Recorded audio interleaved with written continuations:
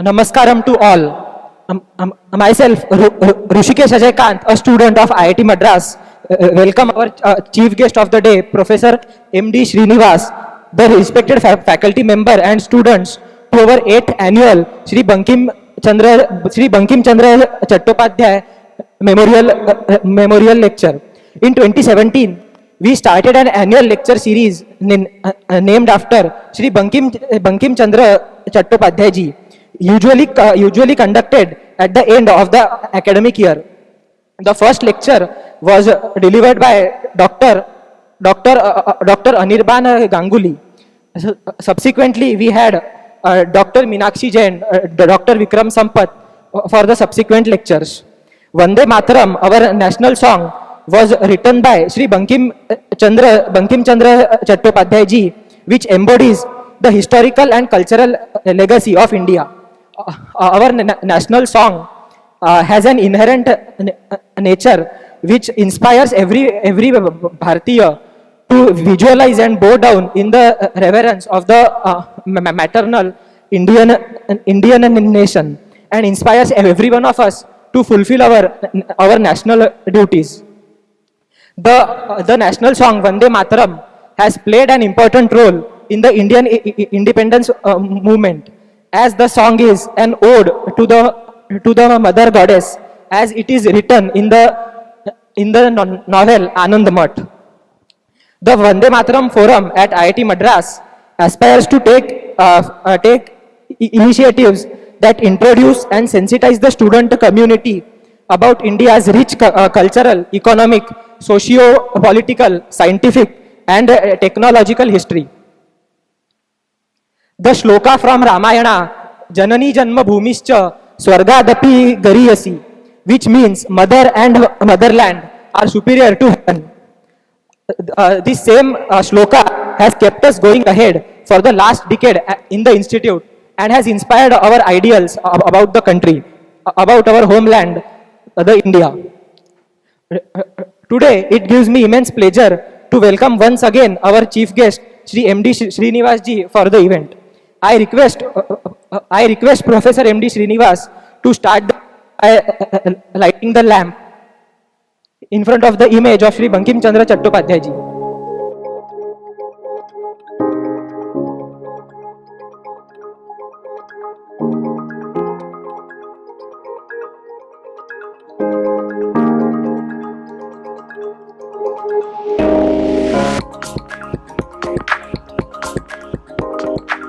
Professor MD Srinivas is a distinguished physicist as well as scholar in the field of history and philosophy of science.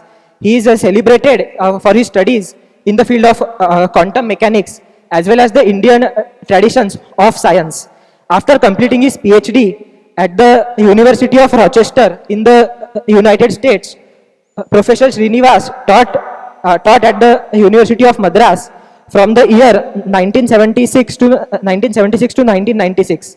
He is currently the chairman of the Center for Policy Studies, which he founded in the year of 1990. His work is mostly in the field of conceptual and mathematical foundations of the quantum mechanics, history and philosophy of Indian knowledge systems, as well as the society, polity and economy of the India in the 18th century. Professor Srinivas has extensively worked on translations of the text from the Kerala School of Astronomy and Mathematics, highlighting their contributions in the field of calculus and non-geocentric planetary models in the 17th century. For his distinguished work in the field of science, he was elected a fellow of Indian National Science Academy in the year 2023, and he has also been honored with the Padmashri Award in the year 2025. Now, it has been long tradition in the Vande Mataram events to sing the Vande Mataram song at the start of the lecture. So, I invite Mr. Divya ji I invite Divya ji to sing the Vande Mataram song.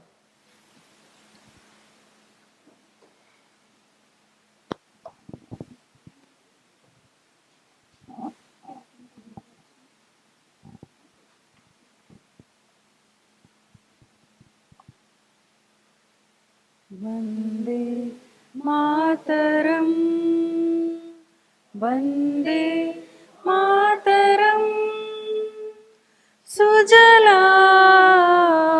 Sufalam, Malayaj Sitalam, Sasya Shamalam Mataram, Vande Mataram. Subhrajyosnam pulakitayamini Pullakusumita drumadala shobhini Suhasini sumadura bhashini Sukhadam varadam mataram Vande Mataram, Vande Mataram.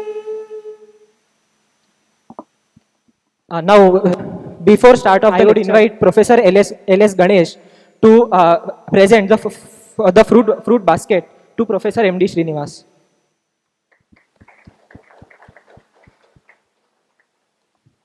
Now, I invite Professor M.D. Srinivas ji to deliver his much awaited talk. In the end, we will have a brief question and answer event. Namaskar to all. It has been an honor to be invited by the Vande Mataram group. I have been in touch with Jiva and today with Ashish for the past 1 month about this talk. And it's equally an honor to speak on the day they are commemorating BankimChandraChattopadhyay. And I see many of my old colleagues, especially of the patriotic and people-oriented science and technology, who have sort of influenced whatever thoughts I may be sharing with you today. Maybe they will be able to put all these things in a better way in practice.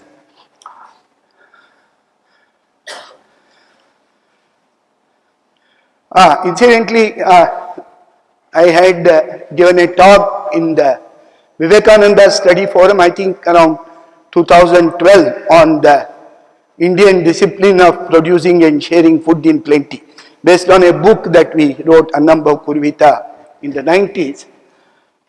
Then Professor Bhaskar had called me to, and my friends Shri and Ram Subramaniam, to give a set of 40 lectures under the NPTEL program, which was also delivered here in IIT in 2013. So those lectures are still available on the YouTube, so you can see that and understand that my thoughts have not changed much. So first I thought I will just summarize what I see it has gone to the other end. Very good. So you are getting a preview of the talk. No, doesn't matter, it will come. So I will just summarize what I have learnt about Indian knowledge systems to start with, to set the. So first I will say something about Bharatiya Jnana Parampara and its sources. Then some highlights of it in ancient and medieval period, some distinctive features of Indian knowledge. Then how this was flourishing till 19th century, which is perhaps what many ordinary students would not have learnt in their school or colleges. Then what is it that we know today about Bharatiya Jnana Parampara, because there has been a certain discontinuity since early 19th century. And if modern India has to regain a reasonably good understanding of Bharatiya Jnana Parampara, what is it that we need to do? Because there has been a lot of talk about Indian knowledge today that we should reinvestigate, learn and carry it forward and use it in contemporary context. So what is it that we really need to do? I think this is too small for most people to read, but I can read and say. So first is, what is Indian knowledge? It's essentially all the systematized disciplines that were developed in India from ancient times to a fairly high degree of sophistication, and also all the practices of our people, all communities, including the tribals, etc. Now, it is this Jnana Parampara which carried forward this civilization. It made it well known as a civilization of knowledge and wisdom. And India was also a very major economic power in the world till early 19th century. And it's the Jnana Parampara which was at the basis of all this. Now, in the millennia of our great history, we have had interactions with several other civilizations. We would have borrowed a lot of ideas, concepts, but all of them were integrated in the basis of our own knowledge heritage. So the Bharatiya Jnana Parampara was at the basis of whatever we sort of incorporated, borrowed till 19th century, early 19th century. Now this study and practice of Bharatiya Jnana Parampara got seriously disrupted during the British rule, especially because of the system of education that has been implanted here by them. So there has been, this is one of the things that the patriotic and people-oriented science and technology group taught me, that for a resurgence of Indian civilization in the modern times, it's essential that all our current endeavors, be it in science, technology, public policy, economics, they should all be informed by, they should all be anchored in, and they should all be in continuity with the Bharatiya Jnana Parampara, and they should be rooted in the Indian current situation, Indian context, the Indian needs of the present days. Now, because of this discontinuity that occurred during the British rule, and despite the significant work done by a large number of Indian scholars in the last 150 years, we still cannot claim that we have a fairly good comprehension. This is one of the things I will demonstrate to you during the course of this talk to some extent. That we are yet to regain a comprehensive understanding of the concepts, the techniques, the practices, and the methodology of various disciplines of Indian knowledge. A large corpus of Indian texts, material artifacts, they remain unpublished, uninvestigated. And this has happened like this because Bharatiya Jnana Parampara does not have a formal place in our education system or in our academia, even since the independence also. So in some sense that there have been two recommendations of there have been several recommendations of the NEP 2020, but the two I am interested in are these, that research on Indian knowledge should become a main part of activity of all our higher educational institutions, and Indian knowledge, Bharatiya Jnana Parampara, should form an essential part of the curricula taught in our schools, colleges and institutions of higher learning. Both these find some place in the NEP 2020. So there is indeed a very large corpus. I will come to it towards the end also, but since I am summarizing my conclusion to some extent, I should say this right at the outset.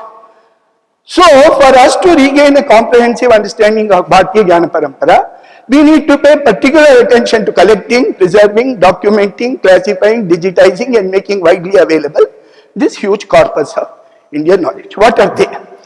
One is their published source works like Ramayana or Gita or Leelavati or Siddhanta Shiromani, like that, thousands of books. So in all there are perhaps 4 to 5 lakh published editions of these Indian source works, their commentaries and their translations also into Indian languages or other English or French or whatever. Now many of these editions might have to be done afresh, like they are going to do Leelavati now or things like that. But still this is what is available already in ready format. Only it is very scattered. So even if you go to IIT library and want to find out about Indian mathematics, there may be 30 books or 100 books, but they will be in 100 different places. So we have to do something about it.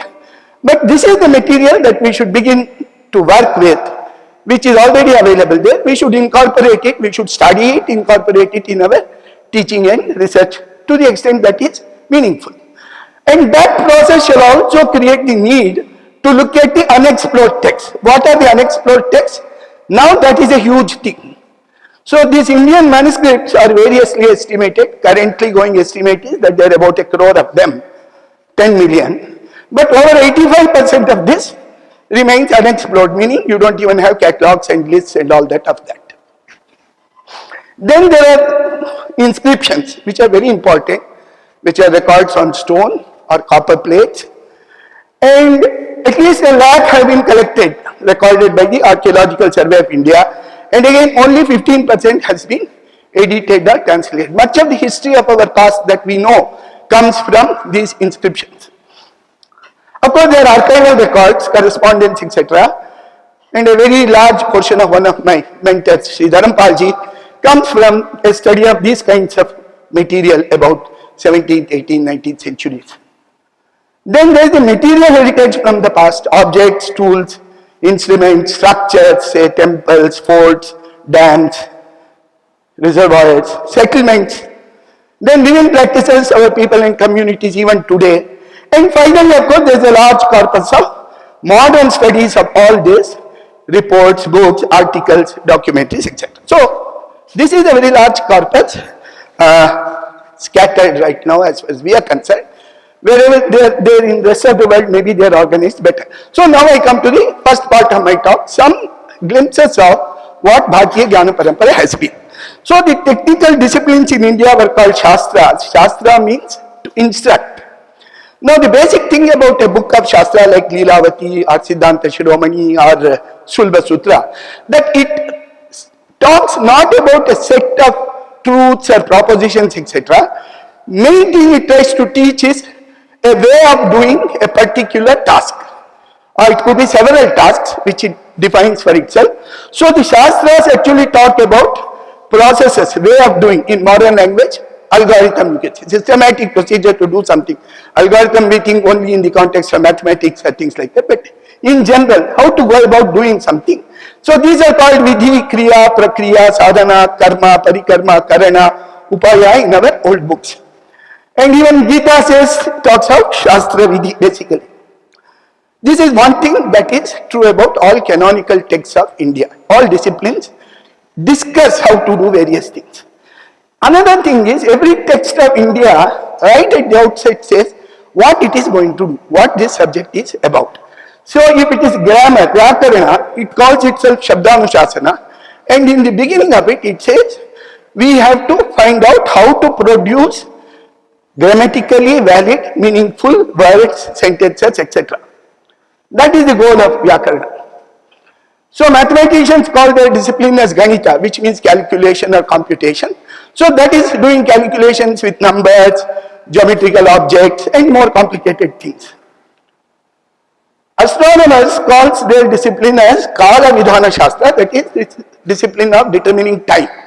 But along with it also is included the location, which means the latitude and longitude on the earth, and also the direction. So now all this can be done by observing the motion of celestial bodies.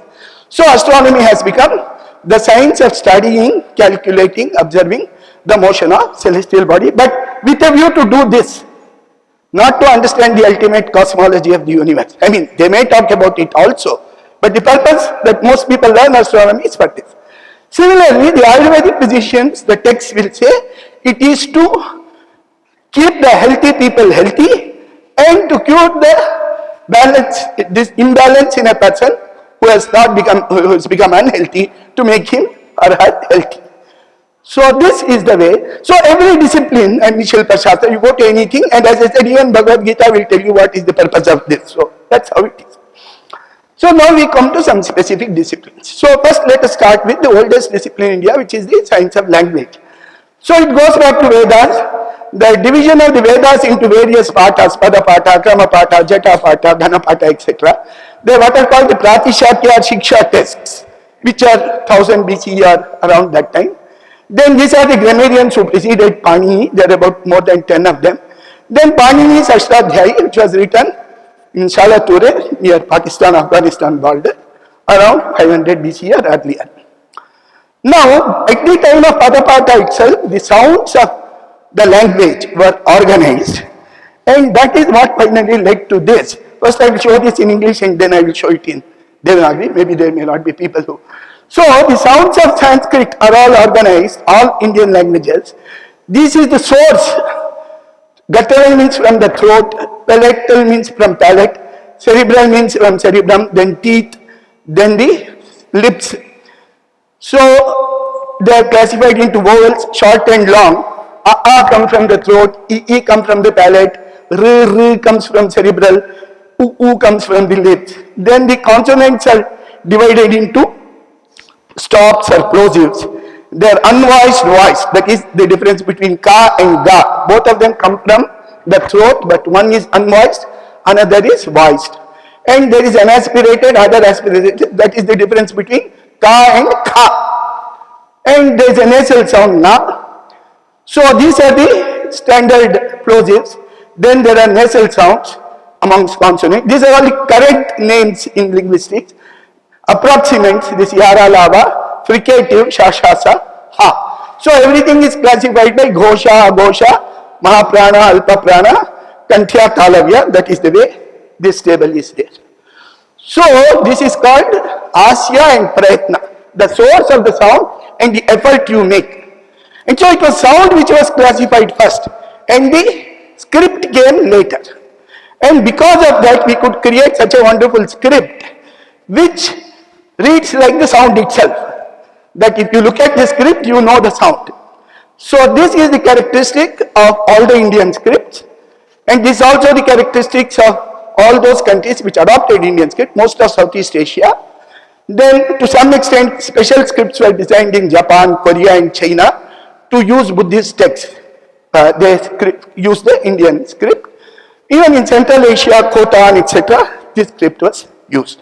I mean, derivative of the, not necessarily these symbols were used the same way. It is the classification of the sound from which the script came. And the curious thing is, most of the education in the rest of the world goes to teach children how to spell a word and to link the spelling of a word as written to the way the word is pronounced. Whereas in India, literacy and universal literacy was a matter of child's play. Once you knew the sounds and once you knew the script, there was really nothing to learn. Then this Ashtadhyayi of Panini, I mean the commentators say, Prakriti Pratyaya Vibhagena Vyutpadana. That is to produce a word from a stem and suffixes, prefixes, and create the word with an appropriate meaning and relate the words, etc. to produce the words. This is what is called generative grammar today. And so what does Panini do? He has a set of 4,000 rules. And most of them are rewrite rules that you say today. And then there is an inventory. There is an inventory of 2,000 verbal roots. So do is a verbal root, go is a verbal root, like that. Kri and gacha. So with various suffixes, prefixes, words are produced. Now to discuss grammar, you need all the sounds. Panini doesn't use the sounds in the Varnamala that I wrote down, Kanthya, Talavya, etc. He gives a 14 sutras by which he can refer to all the sounds that he wants. Then he has a list of Ganapata, we need not go into that. So with this he is able to generate all the valid utterances spoken at his time and also the way they differed from the Sanskrit of the Vedas. So this is one thing. And this methodology of generative grammar that Panini did with the rules, so there will be ordering of rules, then there will be conflict between rules, how to resolve them, conventions used in rules, all these things that came in Panini's grammar, and these were used in most of the algorithms in all other sciences also. To discuss procedures, you need to use a systematic set of rules. How a yajna is to be performed, these Kalpa Sutras, they use the same kind of methodology. But having done that, the grammarian philosopher said that Panini's Shastra is only an instrument for deriving words or analyzing words, deriving sentences. There can be other ways of doing it. So it's not necessary that one has to use, there were Indra, Chandra, Indra Gomin, various other grammars also. So most commentators say, one Acharya can use one Vyakarna, another one, as long as it derives all the words right. Meaning that no higher sort of meaning is attached to the Vyakarana of Panini, though it is one of the only grandest examples of the grammar of a natural language that is available to us today. Still they thought that this is only a theoretical, it is Kalpanika Manushya Kirita. Now, this grammar, the Greeks somehow didn't appreciate the Sanskrit grammar. Perhaps it was difficult for them with the short interaction they had with us. But it's the Chinese who wanted to read the text in Sanskrit. So this is I Ching, who comes to India around 671 to 695. He studies Sanskrit grammar in Shri, that is in Sumatra, for 6 months before coming to India. He's coming from the sea route. And then he comes to India and he is saying in his account of India that this Panini's grammar is highly revered in Uzbekistan, a place called Suri, and in Vietnam. So from this end to that end in Asia, in the divine land of China, as well as the celestial storehouse of knowledge or wisdom that is India. That's the name they give to India in the Chinese writings. And of course, his children begin to learn these sutras when they are 8-year-old, and they can repeat it in 8 months' time. So it's like having bought a computer and then you can go on it. There is a human computer which is doing all the processing of Panini's rules. Now the second thing about Indian discipline. So this Panini's grammar had a great influence on how to formulate a scientific system in India. The second sort of discipline which had great sort of use in all other disciplines is what is called the Kannada, or the Nyaya Shastra and the Vaisheshika Shastra of Kannada and Gautama. So this is basically the methodology of acquiring knowledge.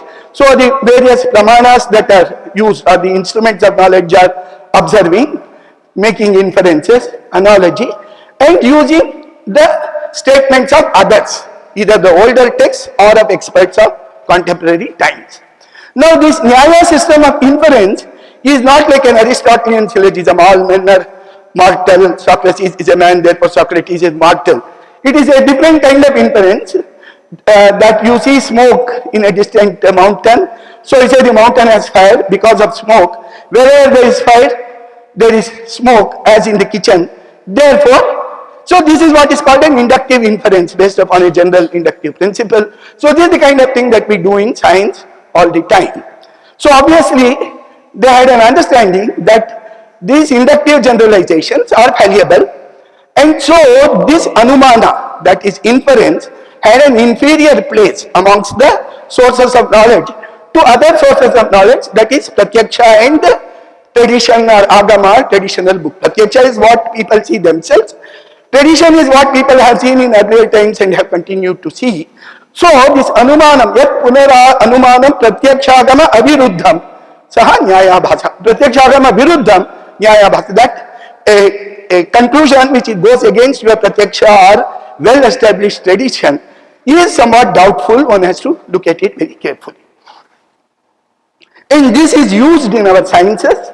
For instance, there is a famous verse in Sushruta Samhita that there is a group of medicines called, herbs called ambashta. Now this ambashta is known not to do virechana. So even if you find 100 arguments that ambashta group of herbs should be doing virechana, it will not become possible because that has been a well-established fact in our tradition and people have seen this, etc. So that between pratyaksha and agama, they override whatever inference you want to make with your arguments. Similarly, whatever is written in text cannot contradict what you see.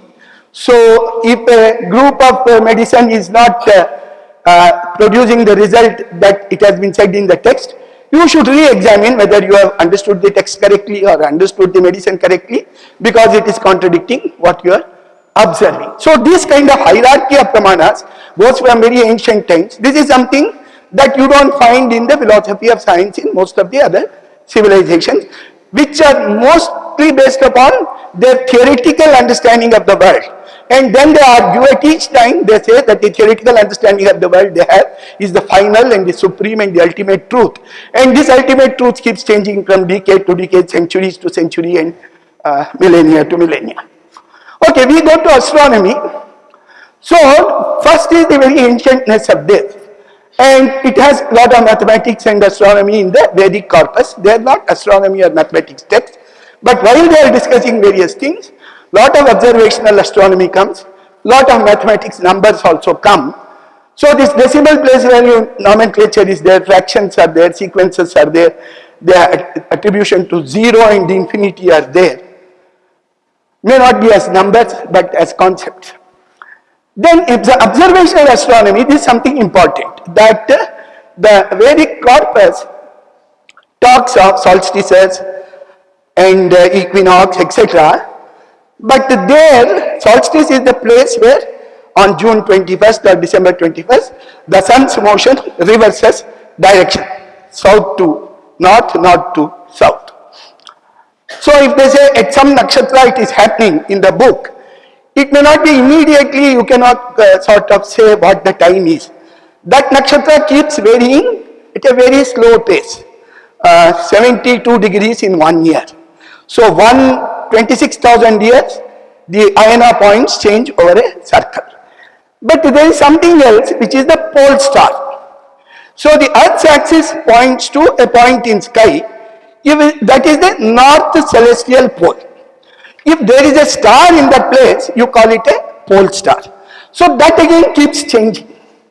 So that is because this axis of the Earth keeps sort of precessing like a top. When it stops, it does this spinning. This is called the precession motion of a top. The same thing with the axis of the Earth, and it completes that once in 26,000 years. It's a very slow moving chain. So this is the path traced by the axis of the Earth over 26,000 years in the current period. So we are somewhere here plus 2000, and you have a star here. This is called the Alpha Ursa Minoris. This is the Dhruvatara that we can show today around 12 degrees above the horizon in Chennai. But there is no star you can see here along the north celestial pole for almost 4,000-5,000 years. The last time when a star was very close to the north celestial pole was here. That is minus 2800 before the common era. And this star was called Abhaya Dhruva in Indian text. This constellation was called the Dragon constellation today. It's called Shinshumara. And this star is called Abhaya Dhruva. There are 14 stars in this. They have all been discussed in Indian books. So this was the Dhruva that the Indian texts were talking. But they refer to a time which is 2800. Anyway, by 2000, this star is far away from the pole. You cannot call it Dhruva. Dhruva is the star that keeps unchanged all through the night. The rest of the things go around it. Only in the last 200, 300, 400 years, you have a star close to the north celestial pole. So we are talking of this Dhruvatara today. So this fact that this is given in what is called the Taittiriya Aranyaka and also discussed in the Brahmanda Purana, both were books published more than 150 years ago, but it takes an interested person to read them and look at them. And Professor Iyengar came with this understanding that what this is discussing, and he has written how this Dhruvatara has been discussed in our literature over the last 4,000-5,000 years. So this is one of the very serious historical arguments for the ancientness of this corpus. Okay, after that we have the Shulba Sutras, which are the rules for making the Yajna Vedis. So it also has the statement of what is today called the Pythagoras theorem in the Bodhayana Shulba Sutra. By the time of Pingala, 0 is being talked about. And Pingala has a very interesting, Pingala's book is on Chandas. So Chandas deals with the poetic meters. So Indians classified the basic syllables into Laghu and Guru, short and long for simple distinct.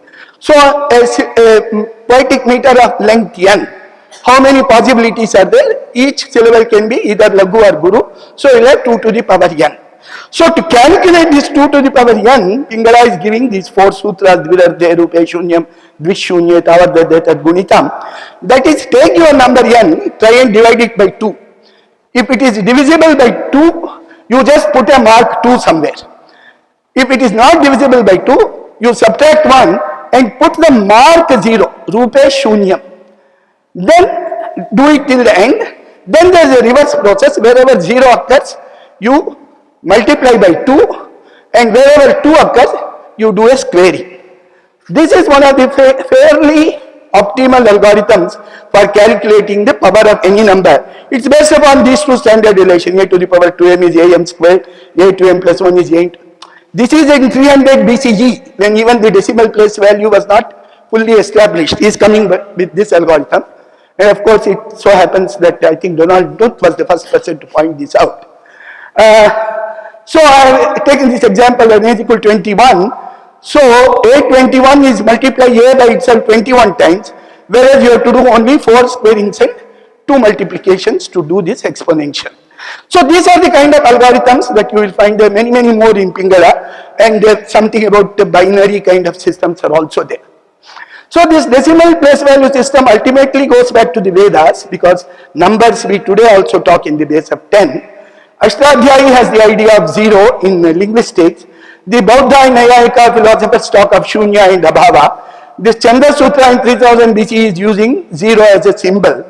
And then philosophical works around the turn of Common Era start talking about how a number looks different depending on where a digit is sitting. And finally, the entire mathematics of arithmetic of numbers using the place value is there in Aryabhata's Aryabhatiya in 499. And with 0 and negative numbers, 0 is being treated also as a number on the same footing. Here 0 perhaps is used as a placeholder in Pingala. So that is there in Brahmasputra Siddhanta, Brahmagupta in 628. So this was the system that made universal numeracy possible. I have spoken about universal literacy in linguistics. This universal numeracy, and this was recognized as such all over the world. By 660, Syrian bishop is writing that Indians have a wonderful system of computing with 9 signs. And here Ibn Sina is a very famous Islamic philosopher, is also a great expert of medicine. He wrote a canon on medicine. He is saying, my father sent me to a certain vegetable seller who used Indian arithmetic so that I might learn it from him. So this is the way universal numeracy computation was made very easy. It went into Europe, it went into West Asia around 650. It went into Europe only around 12th century. I mean, there was some indication in 10th century with Sylvester, but it was Fibonacci who took it to Europe. But it became common only by 15th, 16th century. But for formal purposes, they will still write the Roman numbers on a building. The date of inauguration is to be, you have to use holy symbols of the Roman times. Now, all books of mathematics, astronomy, and even numbers are to be dealt with in other disciplines also. And most of our works are written in poetry. So how do you incorporate numbers in poetry?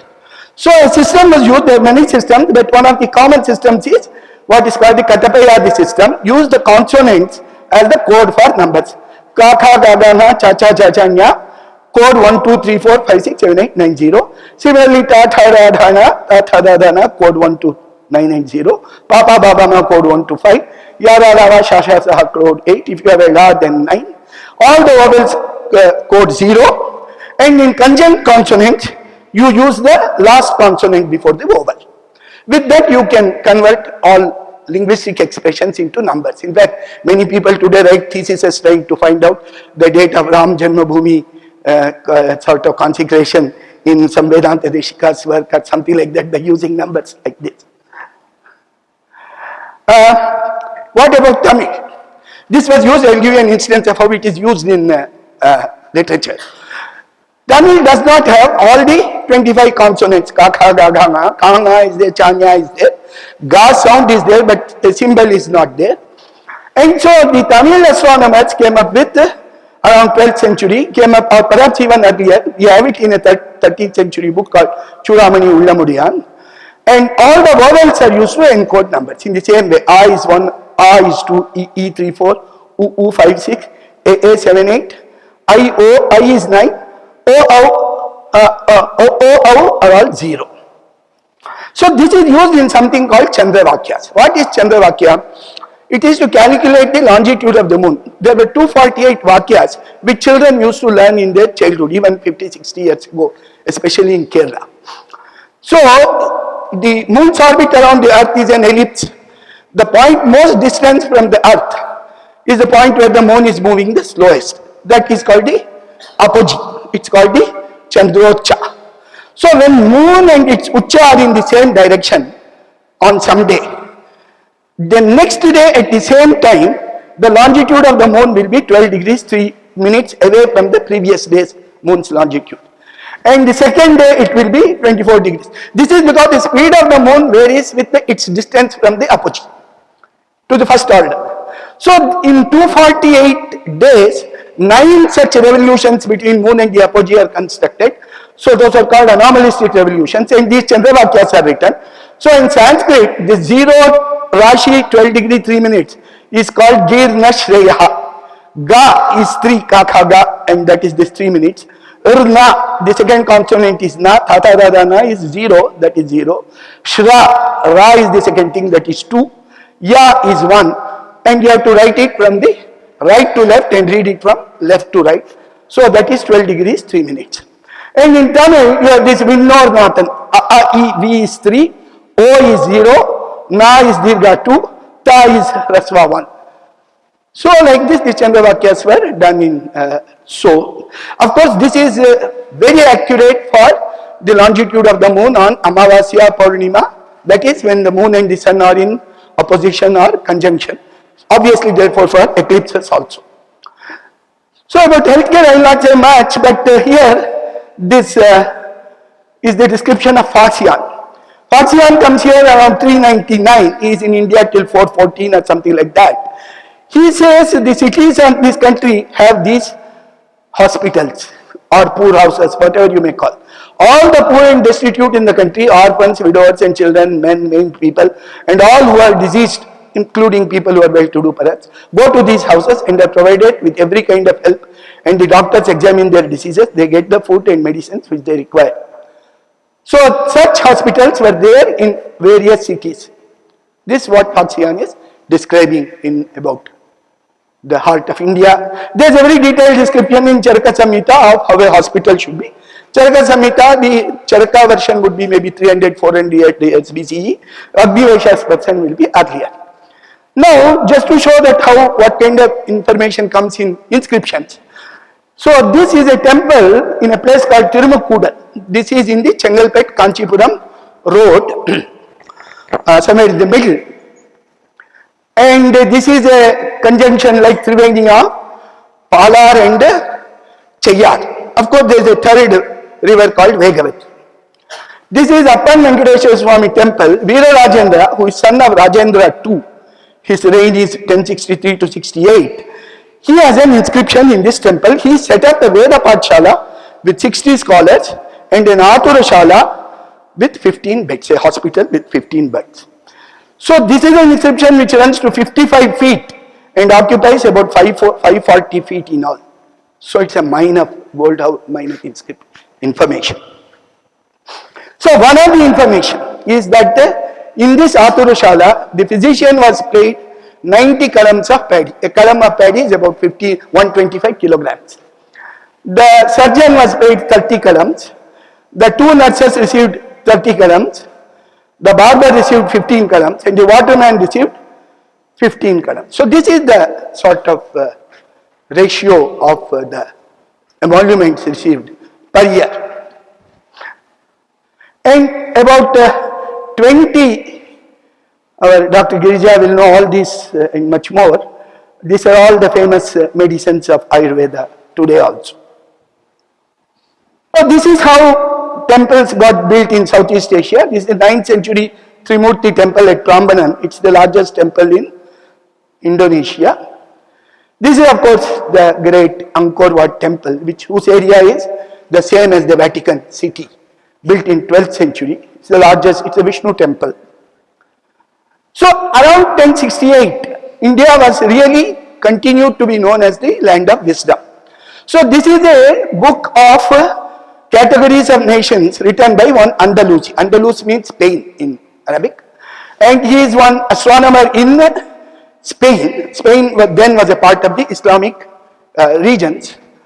It got reconquered only in 1450s or something like that. So he is saying the king of India is the king of wisdom. And he says there were Indians who were proficient in number and geometry. They talk about the motions of stars, they are very well known. Their knowledge of medical science and strength of various drugs and characteristics of compounds and peculiars, they have surpassed all. So this is the way Indian science was understood in world over. Now at the same time, I think this Al-Biruni, he comes to India along with the Mahmud of Ghazni, that is Yaminuddin Mahmud. So he of course says Mahmud utterly ruined the prosperity of the country and performed wonderful exploits by which Hindus became like atoms of dust. But he also says Hindu sciences have retired far away from where our incursion took place. And they have gone to Kashmir, Banaras, which were not in the path of Mahmud's 17 raids. Of course, this is what I put this way. Hindus believe that there is no country but there is no nation like this, no kings like this, no religion like this, no science like this. This is something that no Indian would sort of confess to today. In Al-Biruni's book, we all think it's Al-Biruni's India because that's how he such how translated it. But actual title is Taki Ikma Li Hind Min Mukila Mukabla Fil Aklwa Al Manbula. Its translation is a critical study of Indian doctrines, whether rationally acceptable or not. So that's the title of the book. So the English translator even conceals the title of the book for you. I mean, whatever he has done, because no Indian has still produced an English translation of Al-Biruni's book on India. Nobody else also has produced. Why will they produce? It's only for Indians to look at the Indian books. Okay. So this is the thing that continued. This is Surya Devalaya and Konark. This is what is called the Jagmohan, and the temple was behind that. Fortunately, we have many manuscripts which are giving the entire drawing of how the temple was constructed. These manuscripts were discovered in 1960s by a great foreign scholar called Alice Bonner, who stayed in Rishikesh or somewhere. Rajendra Prasad Das and Sadashiv Sharma Rahat. Several sort of diagrams like this. There are hundreds of diagrams. It has been published in 1972. As you can see, this was the temple and this was the Jagmohan. This is the temple. This is about 220 feet high. This is about 100 feet high. What you see the structure in Konark today.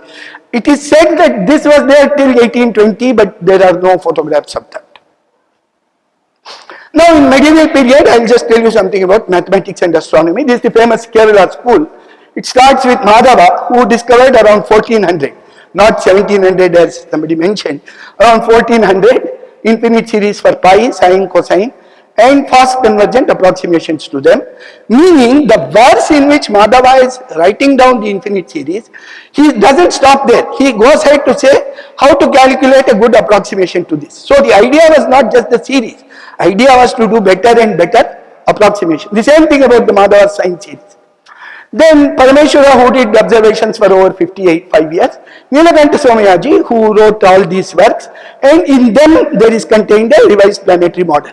Again, this Tantra Sangraha and Aryabhatiya Bhashya were published in 1950s, but till Professor K.V. Sharma wrote a paper about it in 1991 and other scholars picked up from that. Nobody knew what Nilakanta had done. So that means that if you edit a book and publish it, it doesn't mean that the knowledge gets communicated.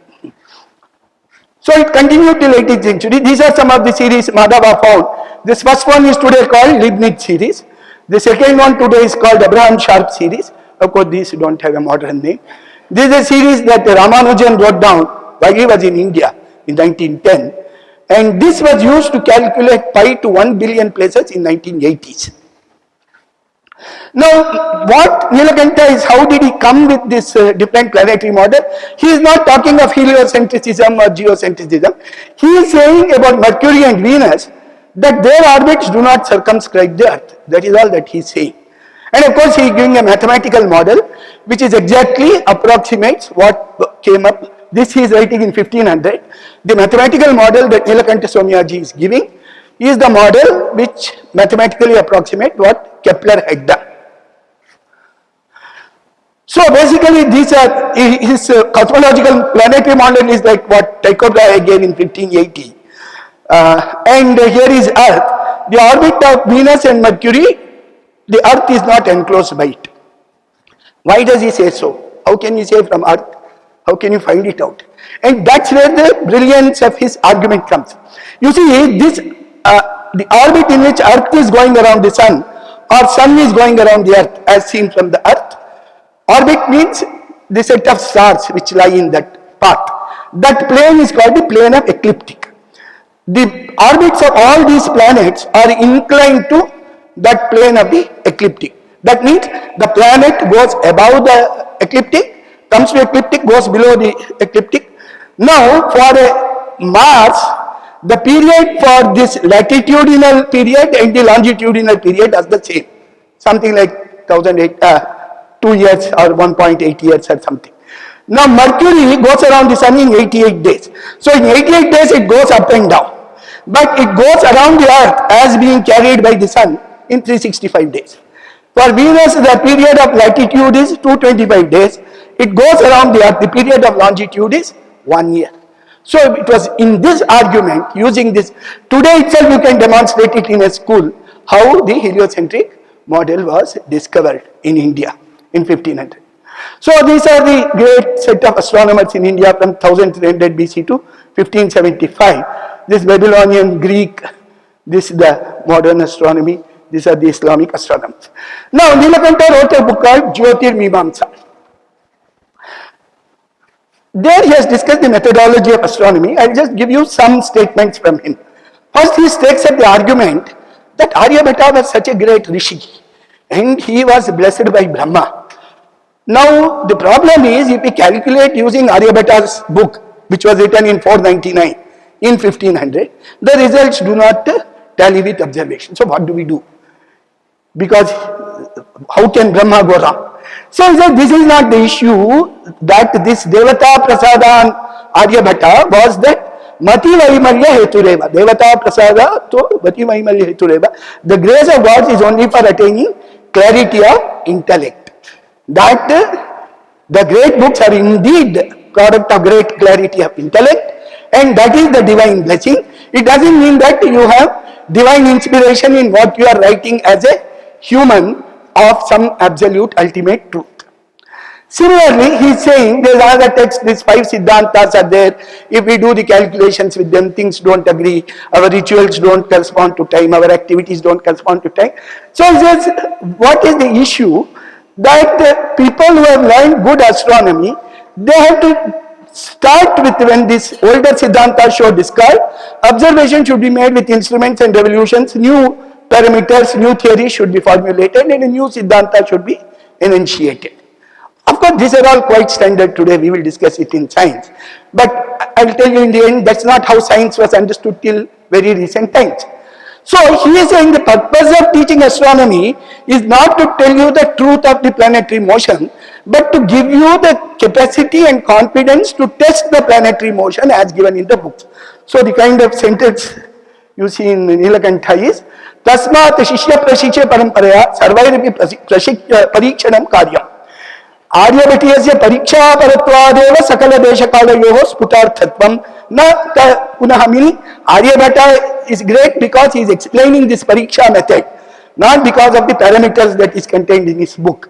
Tasmat shishyanam grahagati samarthyapadanameva shastra prayojan. The purpose of science is to give you the capacity to examine the teachings of your treatise that you study. So this basically around the time of Renaissance, the understanding in Europe was that they were really discovering what are called the laws of nature. They knew the laws of kings, etc. in the terrestrial domain.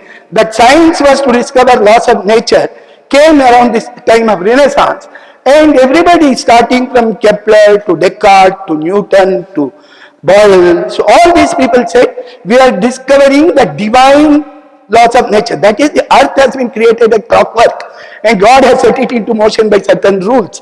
And we as humans are, because we are specially gifted by God as the vice regents, we are able to understand the mind of God and really unearth this secret mechanism of this universe.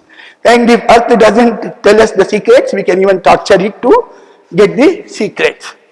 So that's the other thing, that it has two hubris, modern science. One is it wants to unravel the ultimate laws that govern the universe or the mind of the creator. It's equally caught up with the belief that science is a divine bequest for mankind to establish the dominion over the rest of nature, human dominion. This is all pervasive in all the books in 15th, 16th, 17th, 18th, 19th century. Only 20th century, the language in which all this has been written is different, which doesn't mean that ultimately in the back of their mind, Whenever they make a discovery, they still think they have cracked some mystery of the universe. Not that you have found a small model which is in accordance in some limited time and space domain with what the nature shows you. Whereas our books have all the time been saying, this is contingent knowledge, all this material knowledge is avidya. It is necessary to live competently in the world, and it's different from the knowledge of ultimate reality. And of course, when you have knowledge of ultimate reality, you know everything, but not in the human state or human form. And again, the purpose of knowledge should be for the purpose of what is called yajna, whose meaning in Gita is how humans produce and share in plenty with all aspects of it. So, there's a very fundamental difference between the understanding of the nature and purpose of knowledge in India. In fact, the Japanese have understood this quite well. Here is Professor Hayashi, who says from somewhere around 1700, we have been following the West, 1750. But we should understand that the discipline of modern science originated in 17th century in Western countries. Before that, however, perspectives of nature as well as approach to it differed considerably according to place, nationality and time. Therefore, modern scientific view of and approach to nature is neither unique nor absolutely correct, and that there are alternatives as to the direction modern science should take. It is put in his homepage of Professor Hayashi, who is a great expert on Indian mathematics. But he is saying, I am looking at the mathematics of India, China and Korea because Japan has borrowed from them extensively. To understand our own tradition, we need to do this for future of mathematics. Okay, now I come to 19th century. I have about 15 minutes. As the world's textile hub, 25% of the world's output was produced in India, and more than that, maybe 30% of what was traded all around the world was traded. So this is the table which first appeared around 1982 by a Belgian economist called Paul Bairoch. His main work was to study from available archival data what is the share of manufacturing of the world manufacturing output that is pertaining to different countries. So, India and China in 1750 had 24.45% and 32.8% of the world's manufacturing output, whereas England had 1.9%, whole of Europe had 23%. USA of course was 0.1. So, the Indian thing starts declining from 1750 onwards, more markedly after 1830s, and by the time we get independence, it was around 1.7%. The Chinese thing starts declining slowly. China was not directly conquered. It was the opium trade and all the wars, etc. in 1820s that led them to the century of shame or whatever they call. So it starts around 1830 still, and it comes to about 2.3%. UK goes up from 1.9 to 19.9 by 1860. This Paul Bairoch's figures. But soon enough, there was an English mathematician called Angus Madison, and he had a great angst with this. What was the problem? If this is really true, it means that the Britain's great economic progress is due to colonization and not due to industrial revolution. Industrial revolution also being a product of colonization. It was first discovery was to how to make cotton, to beat the great cotton makers of India. So he comes up with a different thing which distorts these two figures. The rest do not matter, to show that Europe was much advanced even before colonization. So most of us are pegged on that graph that Madison has given, so better to go to the original sort of prophet Paul Bairoch. So now what is also interesting is since 1953, in 2 decades, 3 decades, we have seen these great leaps achieved by China, here also great leap achieved by Japan, but we are sort of moving rather slowly in comparison to what has been our civilizational sort of capacity. That's something that we should recognize. Now there is something about the way sort of villages were governed in India. For that there is a lot of manuscript evidence. And a survey was conducted by British of over 2000 villages around Madras in 1767 to 74. And during that they obtained what the local accountants, Kanaka Pillais, had written down in palm leaf. And that is a very detailed description of the economy and polity of the village. It gives the land use, it gives name of every householder, extent of the house, agriculture production for 5 years, and most importantly, how this produce was controlled at the village level. A third of it was almost distributed both to the functionaries in the village, individuals, institutions, and for the regional maintenance also. So 2 villages have been studied. This study was started by Shri about 40 years ago. So this is one of those palm trees. This is a single one, 1 meter long. This is not like Kambaramayana or Tirukular where they are sort of very neatly cut and put. So this is written on both sides. It uses Tamil script but with lot of symbols.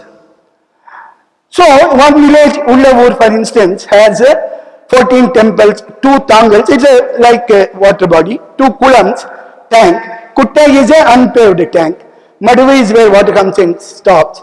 So many water bodies, about 9% of the land. Plantation, 1% of the land. Then habitation was about 3%. Agricultural land was 38%. So this Ullavur is somewhere here. This is Palar. This is Cheyyar. This Tirumakudal is somewhere here. Ullavur somewhere there. This is a very famous area, reservoir called Tenneri. So both Palar and Tenneri are the main support for Ullavur.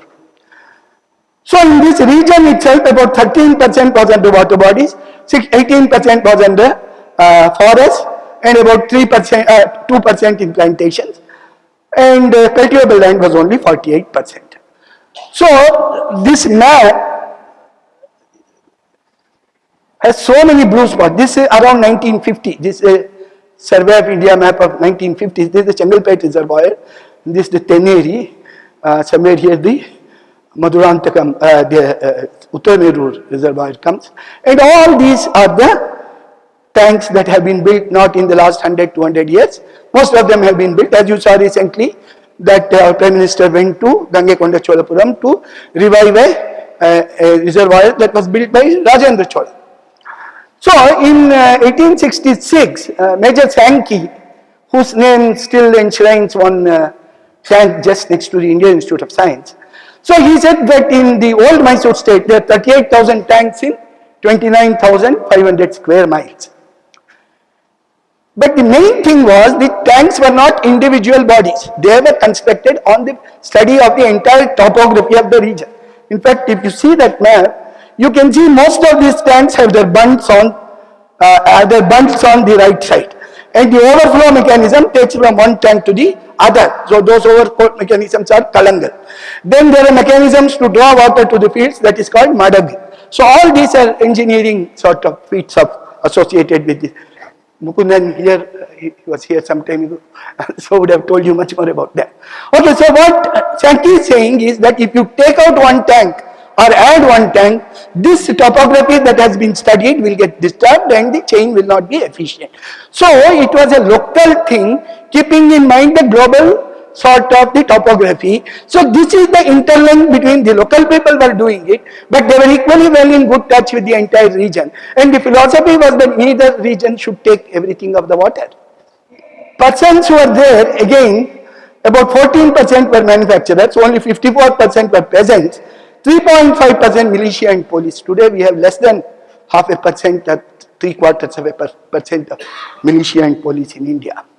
Ullavur was producing about 4 tons per hectare in 3 crops, like that. But when you go to the region of about 1,500 villages, the average productivity was about 2.22 metric tons. The Nanjai or the irrigated lands gave 2.9, Kunjai lands gave 1. But amount of food available was 5 metric tons per household. Today our productivity is around 2.5 metric tons. And available food quantity is about 1 metric ton per household per year. That means about 200 kilograms per person. Here it was almost about 1 ton per person. So in 1961, you can see India, China and Asia have the same sort of yield, about less than a ton, 0.7 ton, 0.9, 928 kilograms here. And India had 181 kilograms per person, China had 147, Asia had 169. Today, India's productivity is about 2.4 metric tons per hectare. China is 5.5, world average is 3.9. This in all food grains. Asia is 3.8. But more crucially, per person food grains availability in India is 222. It has fortunately crossed that 200 mark. But China is 400, Asia average is 270, world average is this. Again, we are not living up to our civilizational standards of affluence. This is what we should all note. So then finally the most crucial thing, that each village had scheduled a portion of its produce for various things. A quarter of the land, here 64,000 kwanis, quarter of the total cultivated land was assigned as manya. Manya means the revenue from the land is assigned to the giver person to whom manyam is given. The land itself is not given. In fact, all these manyams are for outsiders. They couldn't have come and cultivated there. The cultivators continue. That's the definition of manyam. Then about 27% of the produce itself was allocated. And this was after measurement. And about 10% was for outsiders, 20% was within the village, and everybody was covered, irrigation fund, artificers, potter, barber. In each village there is a list of about 30% who are getting a share of the crop. And there are great temples in the region which are getting, the administrative officers are getting, the militia are getting, the Palekarar and the Tukri. Then the British, the Mughal Muslim rule was there, the Nawab of Arcot, the successor of the Hyderabad Nawab was ruling here. So there are some, all that he could do was put in some mosques and dargahs in the, also in this list. The village was so supreme at that time still. Now these are the about 30 institutions which are receiving from a large number of villages. This Kanjipuram Madras Swami temple was getting at least 0.5% from more than 1,250 villages. This Chennai Tiruvalikeni Tolasingar, that is the temple, behind parts of the temple. Mylapur Kapalishwar, they are getting from 200. Kumbakonam Chikadiyar is the Kanchi Matam who had to relocate to Kumbakonam after 1700. So this was a polity which was best understood by Mahatma Gandhi, and he wrote an article on it around the time the Constituent Assembly was being constituted in July. The Constituent Assembly started functioning from November 1946. And this article called Independence, he is saying a lot of things. The village should govern itself in every matter. But the crucial thing is, it should not be a pyramidal model. It should be a flat oceanic circle model. The village supports the surroundings support the village. Neither of them are sitting one above the other. That's the mutual. So there was also education, and the school education was surveyed. I will not give you the details. This is boys who are studying for 5 years in the age group 8 to 12 or something like that. But again, the community composition was such that about 65% came from Shudra and other castes. These were the rest. In Tamil district, it was 76%. So these are details in Dharampalji's seminal book called The Beautiful Tree, which has been republished 2 years ago by us. So this astronomy was taught in Malabar. 800 students were studying under various scholars. And there also the caste composition was 700 were from Shudra and other castes. 194 were studying medicine. Again 159 were from. Then in Bengal, Adam did a survey. Again the crucial disciplines studied were grammar, logic and law. Then there was a great university in Navadvipa, what the Britishers are calling Nadia, I suppose. We are still calling it Nadia also. So in Navadvipa, there were about 1100 students studying with 150 teachers. And William Jones calls it the third university which he met. Now they say, this is an article in 1791. They say that in 1680, that's the time when Jagadish Bhattacharya and Gadadhar Bhattacharya, Jagadish Tarkalankara, all these people are there. So then this Navadvipa had 4,000 students and 600 teachers. And in 1830, it had come down to 500 students. So this is the statement of Macaulay, who says that Indian Bharati Jnana Parampara is worth really nothing. And we should, when we have the option whether to teach them this nonsense or true science, we should opt for the true science. And he says the Indians also want it. And unfortunately, it so happens that at that time, Indians had reached a state that even a great patriot and scholar like Rajaram Mohan Rai thinks that Sanskrit language is so difficult, a lifetime is necessary, it's well known to have been for ages a lamentable check on diffusion of knowledge. and Sanskrit system of education would be best calculated to keep the country in darkness. And he said therefore Bacon should be taught, and he hoped that the money whatever government was spending would be taught by to teach European science. So this is what Macaulay is quoting, and no wonder, I mean this is a consequence of what happened in Bengal. In 3 years between 1770 to 1773, about 1/3 of the population died in famines, about 10 million. And that's what makes this great man write Vande Mataram in 1772. I'm sorry, in 1872, 100 years later. Nazi rebellion in 1770s in Anandamath. So there's been a revival in the independence movement period of all our knowledge systems. I am just listing how Ayurveda made great gains in this period. And in fact, by 1991, the situation was that Ayurveda and modern Western medicine more or less had the same number of practitioners.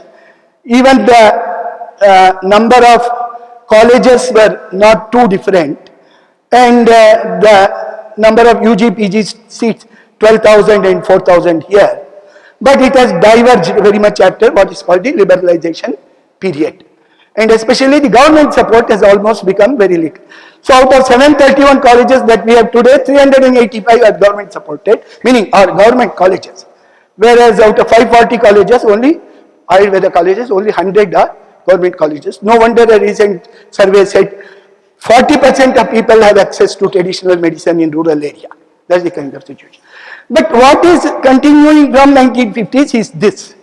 The health ministry today has a budget of 36,000 crores in 2013, 90,000 crores now, 91,000 crores. This Ayush, which was a department in 2013, became a ministry around 2015 or 16. It had 1,250 crores in 2013, 3,700, same proportion things. So, that for it to become a public system of medicine, we have to provide, if more or less the number of practitioners are comparable, you have to make state allocation also reasonably comparable and not continue with a certain colonial sort of situation. Okay, now what is the, so I have sort of discussed the one part of the situation. In the last, I will take 5 more minutes if you don't.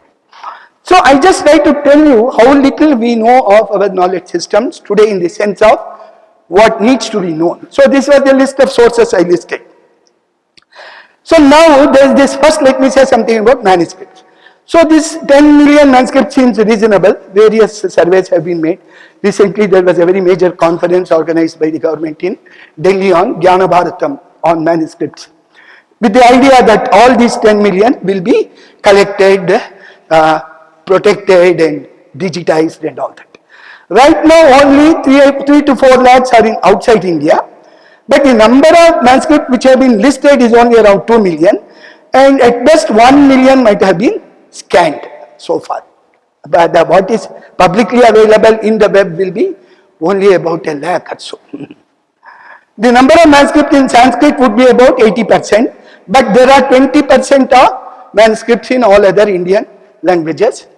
And they are written, the Sanskrit manuscripts are also written in about 17 to 20 scripts.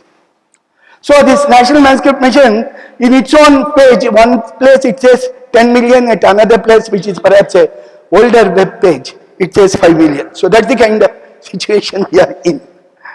At the same time, I mean, so they have documented about 44 lakh, that is 4.4 million. They have published 55, they have scanned 3.3 lakhs manuscripts. Now what do these manuscripts contain?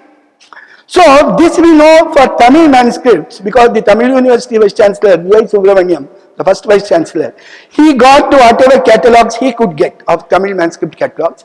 There, 15% of all the manuscripts are medicine, 5 to 6% are astronomy, astrology, about 38% are religion, 28% are literature, the rest are 6% is linguistics. So the rest are on what can be called 34% is on sciences, humanities as we know today. That this number is with 21,000 manuscripts. Today the number known may be about 60-70,000 Tamil manuscripts are known.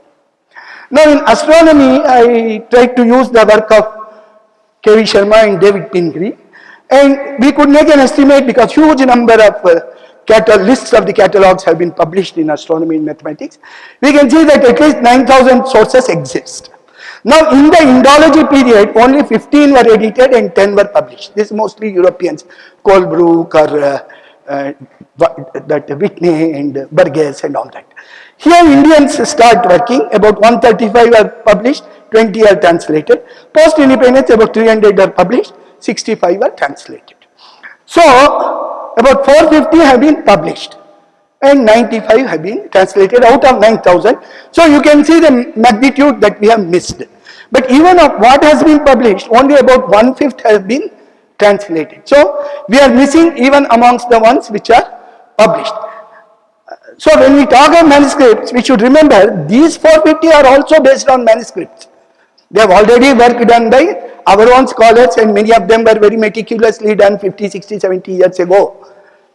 So, they are of significant value. Now, about Ayurveda, similar numbers are not there. Vaidya Gangadharan seems to think there are about a lakh of manuscripts. Only 2% of the literature has been published.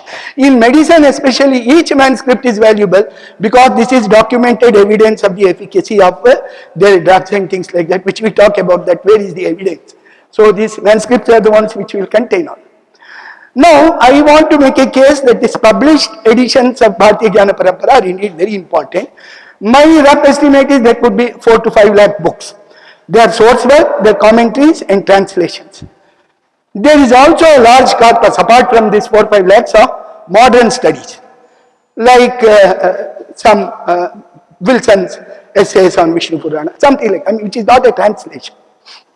Then we should be working with this material which is already available and incorporate it in teaching and research, because this is what we may call low-lying fruit or early harvest, the Chinese current name for this. So this is available, but it's also not available. Why is it not available? Because even in the best of our libraries, they have been classified under what is called the Dewey Decimal Classification System, which came up in 1886, under which most of Indian libraries function. It treats Indian knowledge as a pariah. It's a bad word, so as an outlier or whatever. So the religion will have 100 numbers given to it in the places in the slot, but 200 to 299. South Asian religions will come in 290. Non-Christian religions come in 290. South Asian ones come in 294. And Hinduism will come in 294.4 or whatever. Similarly, they mix up some play written on Mahabharata by somebody with the Mahabharata, what is called a modern studies with the sources. So this should be corrected, something we have proposed last year for correcting this. We have worked on about 20,000 books and classified them. Maybe this can be adopted. Then all these books will be easily available. So we should make an effort to get these 4 or 5 lakhs scanned properly, classify them properly, put them together in one place in every library. So in a school where maybe 200 books, or in a college where there may be 5,000 books, or even in Asiatic Society which may have 100,000 books, this kind of classification should be adopted, which will clarify, so that anybody who goes to the library immediately sees what are the related books, where is a translation, what is a modern study, whether this opinion stands with the sources that are published.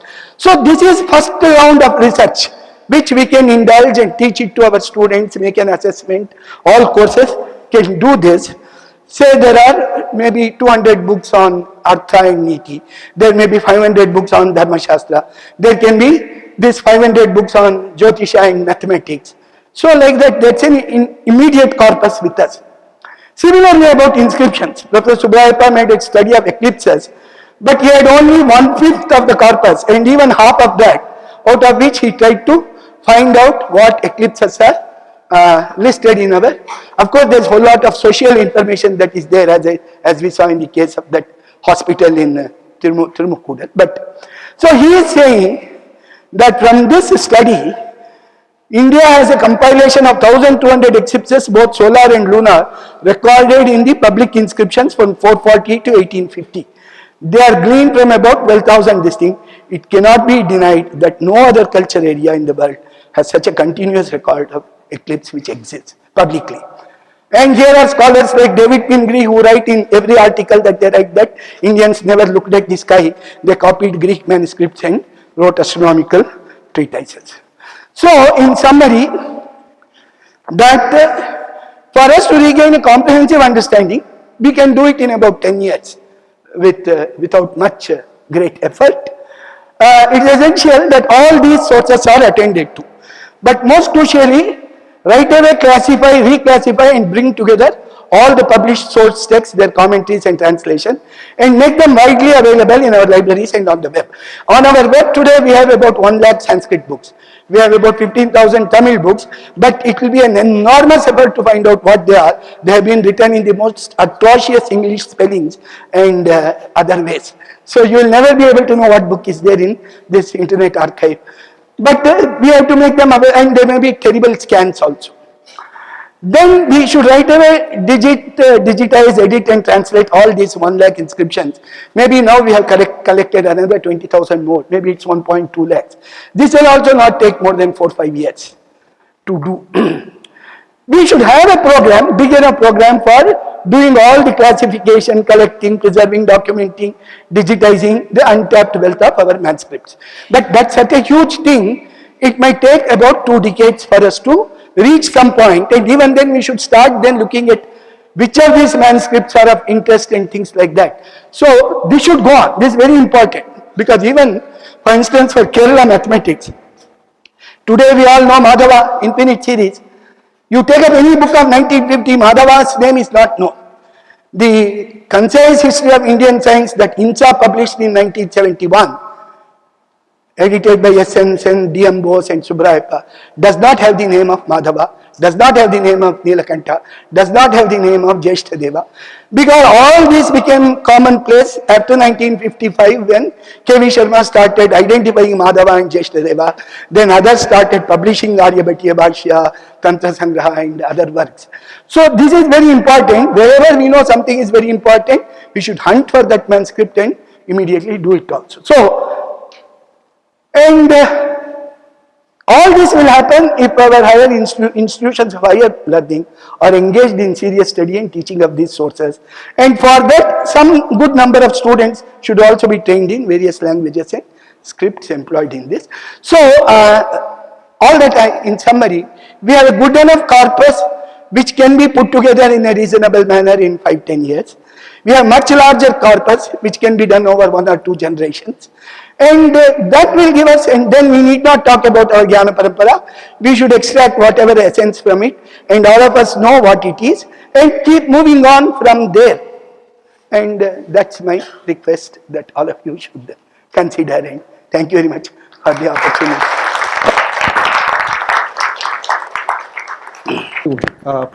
Still don't hear the voice, but thank you, sir. So about 5 years back, when I saw your work and Ram Subramanian sir's work, I took up my duty to come back to India. And when we are here, we discovered some new dimension of the world, which I want to present to you in just 5 minutes to the audience here as well. We discovered Indian breed cow and bull. One in Kanchipuram, where you showed Palar and Chayyar.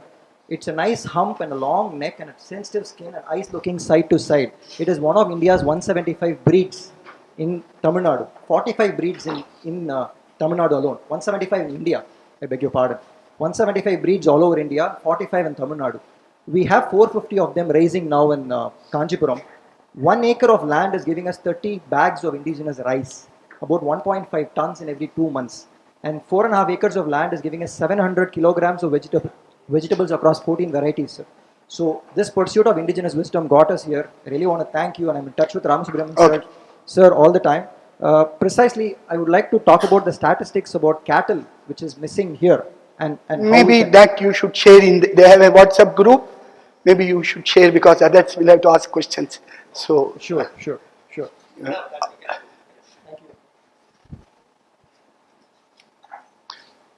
No, it will be very useful information. There's something called the cattle census that comes out every 10-20 years. But this will be very different because the breeds are not mentioned in the cattle census. I understand. Today we have a law in Tamil Nadu saying to raise a bull, you're supposed to pay 1 lakh rupees of fine. Okay, I see. Wonderful. Fine of 1 lakh rupees. Okay, good. Very interesting. Yes, yes. Thank you. Sir, I am a student. Louder. No, speak louder. Hello. I am a student at IIT Madras right now. I wanted to ask, when people are dating the Vedic texts like Taittiriya Aranyaka or anything, how do we convince the traditional people that this dating is correct or wrong? Yeah. So, as I said, there is a statement called Kritikas always rise in the east. So, this people took to mean that the star Kritika Pleiades is at the equinox. So, it will be at the equinox around 3000 BCE. But Kritika also in India stands for what is called 13 degrees 20 minutes of the zodiac. It's a fixed, but where it starts, etc., is a matter of various issues are there, you have to prove it. And so 13 degrees movement of the equinox will take 910 years, 72 degrees years for 1 degree. So you cannot take things very precisely with the equinox and solstices unless you know the star very exactly. The thing I pointed out was the pole star. So pole star, if it is 2 degrees away from the north celestial pole, you can immediately find it out. It starts moving. You can see it in your eye. And so this will be true within about 100 years. So that 2800 years BCE, maybe till 3000 BCE and 2600 BCE, it would be the pole star. Navigation can be done with that. After that, we had to go to other stars which were 10 degrees away. People knew that. They were not pole stars. Only in the last 300 years, we again have a pole. So this is a good way of dating. There can be other datings in other disciplines. But this one, people did not notice till about 15 years ago. But though it has been noticed, it has not been responded to by all our great historians, because they are with some narrative, so we have to provide many more evidences to change those narratives. But there has to be a discussion on this. Hello, I am Ramaseshan, an alumnus of IIT Madras. So I would like to ask, so while we have a rich tradition of what you showed were computational geometry, I was wondering if we also had a tradition of axiomatic geometry like what Euclid did. Are there any approaches based on that? So this is a question commonly asked, and so therefore there is a general myth in all history of mathematics that Indians didn't have proof at all, and so they didn't have logical scruples. So even you see a history of mathematics book written even 30 years ago would be talking like this.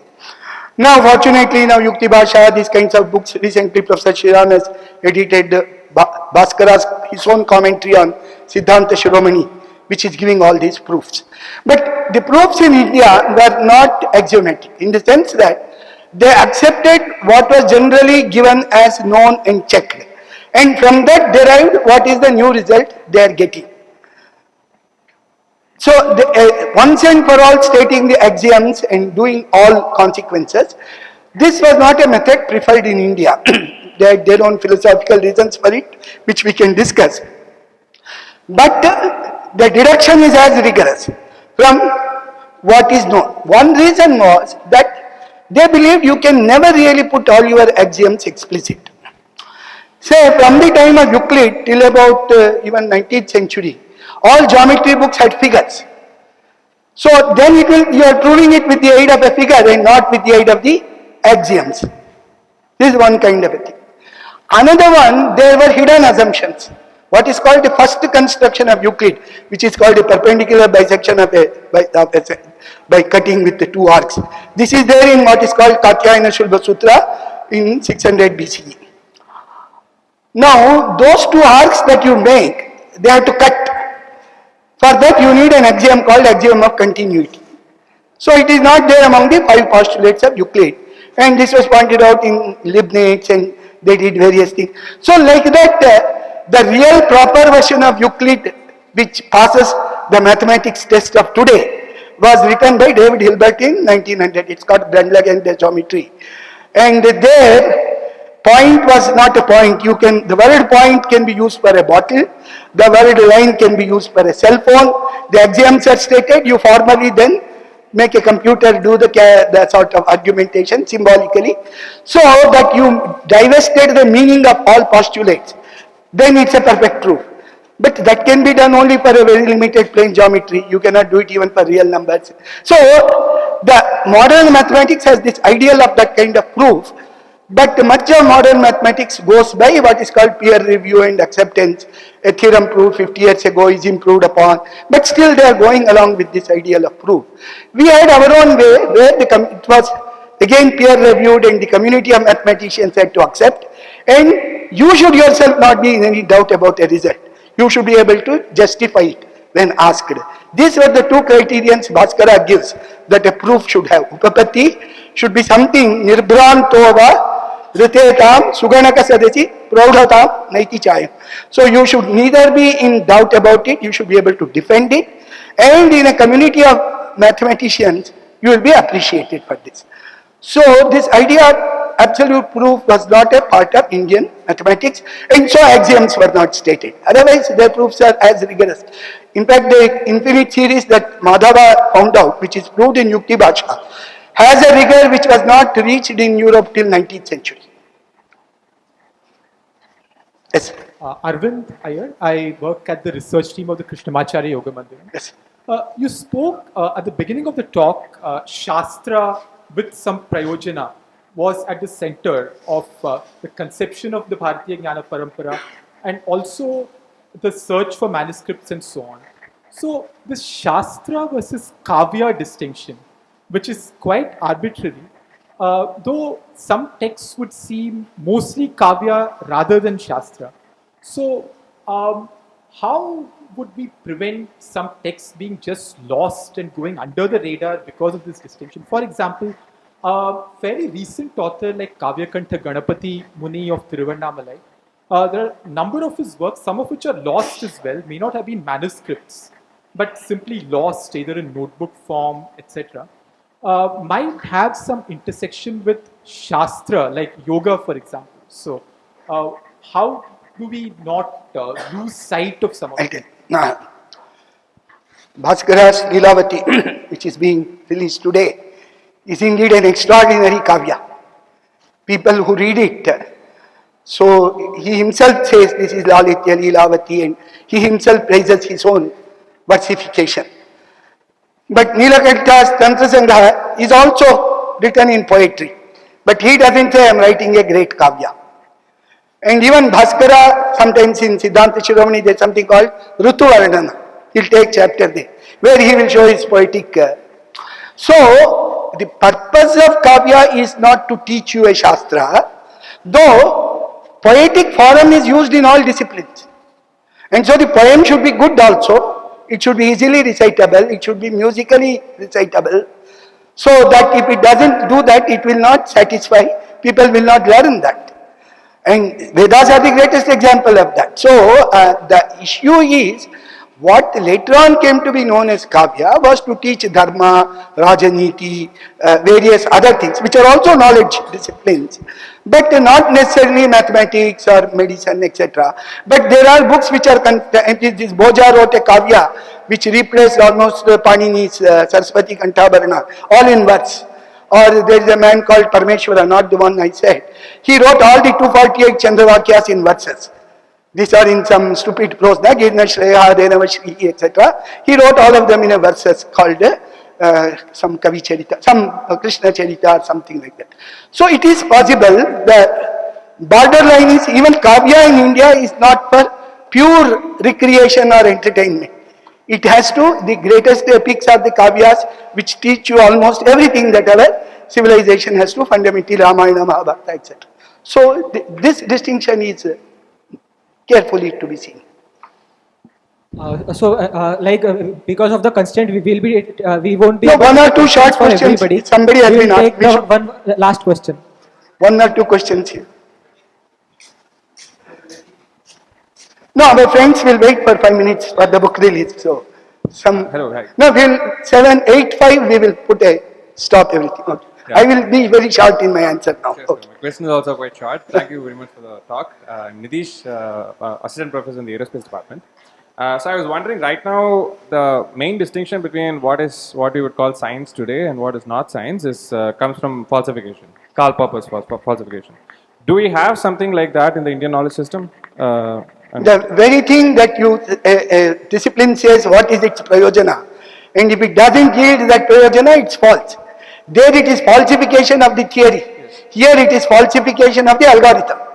The application utility. The work is application only. Panini's grammar doesn't tell you what is the origin of language. How does it come to your mind? Does it give a picture of the world? All that he is not talking. He is saying take this dhatu, add this pratyaya and produce this word and use this karaka, produce this sentence. Or if you have a sentence like you analyze it today in NLP, you cut it into pieces and its meaning. And lot of philosophy goes around all that discussion. Not on how his language has innate capability. So you see, so each of the points that the Shastra deals with are directly in Vyavahara. So they can be checked in Vyavahara. They don't say check our theory in Vyavahara, just the methods that we are doing. If the astronomical model doesn't give you good results, you have to think of a better model, or the reading that you have may not be right. It's a short follow-up question. Can you give a counter example of a topic for which Shastra cannot be written? That is this Popper saying astrology and Marxism are not science. So you see, for them science is absolute truth. Yes. So they have to deny every other discipline any status of. Yes. Most of history of astronomy of Babylon that we have learned today, which is the precursor of Greek astronomy, the great Greek astronomy, is all fulfilled in astrology books of the tables that they were observing. Right. And so the scholars who sort of studied it, Nagibayer, and they called it the wretched science, because from that you really understand. So that when I am saying the Abhayadhrava is there in Taittiriya Aranyaka, it is in a wretched science called it's sort of a work which is talking about the ultimate goal, the reality of the universe and things like that. So I think science for West is theory. Science for India is realization in practice of its vital prescriptions. Thank you. This is Professor Vagish here from Applied Mechanics Department here. So I have a question related to mechanics and any contribution on that from ancient India. Yeah. So one person I know is that Kannada, who actually thought about Kannada, who thought about fluid friction, right? So I just want to know whether any reference texts or articles are there on contributions from him or others on mechanics in general. So you see, a lot of mechanics is there already in astronomy, because they have to observe the motion of stars. So many of the ideas of mechanics, that the position of the star is a function of its latitude and longitude as a function of time. This is dynamics and not dynamics, it's called the kinematics. And idea of instantaneous velocity, instantaneous velocity that Bhaskara talks about. So a lot of things come in astronomy. This Kannada's theory is about the material composition of the entire universe, which he puts it into 7 categories. Dravya, Guna, Karma, Samanya, Samavaya. These were the 6, then Abhava comes later in Nyaya Vaisheshika texts. Karma is what refers to motion in Vaisheshik Sutras. There are about 450 sutras. So in 1950s, in fact even in 1915, there's a man who wrote the book called Positive Sciences of the Hindus. If you search it in internet, you will get that. So this man, I'm not getting his name, you will get it. So he has given a full section discussing what mechanics ideas are there in Vaisheshik Sutra. Vaisheshika Sutra has this understanding that force is needed to keep a body in rest to move or to change the direction of motion of a body. This is a qualitative understanding of force. And there is no force needed to keep a moving body moving. It acquires what is called samskara, called vega. Vega today we are translating it as velocity. It's something like momentum. So these two are there in Kannada's Vaisheshika Sutra, written in around 600 BC. This prior to Jainism, many people think. Aristotle thought motion is caused by force. So if you throw a stone, the question was asked, what keeps the stone moving? He said that air carries that and air pushes the stone, etc., which was matter of great discussion in Greek world itself. But Aristotle was so great, they didn't abandon it. So around 5th century, I think Simplicius or somebody said this is not correct, we should change it. In Islamic science also it was discussed.